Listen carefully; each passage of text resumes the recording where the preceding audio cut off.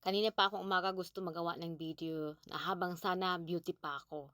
Naku, paghapon na talaga. 'Pag nakaupo na ako diyan, 'pag nagsisimula na ako ng trabaho, napakadali ng oras. Akala mo hindi namamalayan kakauwi ko lang, anong tawag diyan, dapat umaga para beauty pa ako. Kasi nga naman ganito, iba-iba na yung hawak mo na insurance kaya minsan magla-log-in, log-out ka.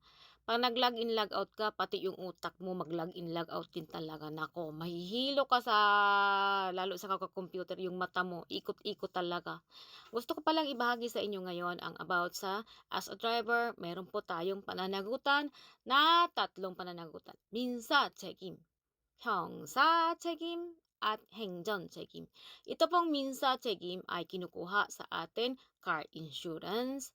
Ito po sa mga maliliit lang na mga aksidente, dyan yang kinukuha. Pag kaya pa nila.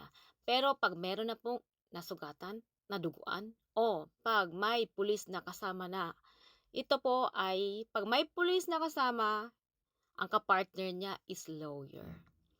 Kaya kung mayroon kayong driver insurance, yung lawyer niyo na po ang bahala diyan kung ano ang mga pupunta balik-balik sa yung mga hearing, siya na po ang dadalo. Pero naman pag mayroon namatay, kailangan din siyempre tayong dumalo paminsan-minsan. Ganito po 'yan. Meron ka mang kasalanan o wala. Pag meron kang driver insurance, yung lawyer mo ang magtatanggol sa'yo. Siyempre, kasi binabayaran siya ng company, di ba? Yung lawyer mo, siya na ang bahala magdalo kung ano naman ang Isa pa, ano man ang problema, siya na po ang bahala dyan.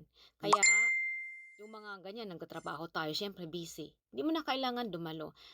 Pag maliliit lang. Sa napaka malaking lang kasalanan, saka ka lang dadalo. At dito po sa 행정 책임 naman. Itong 행정 책임 naman po, ano to? Gobyerno. Gobyerno na ang kalaban natin. Pwede tayo na maging 면허 정지, 면허 취소. Yung ating lisensya sa pagmamaneho ay pwede tayong may stop or pwedeng matanggal. Depende sa kaso. Kaya kung meron kayong driver insurance, dyan po yan kinukuha.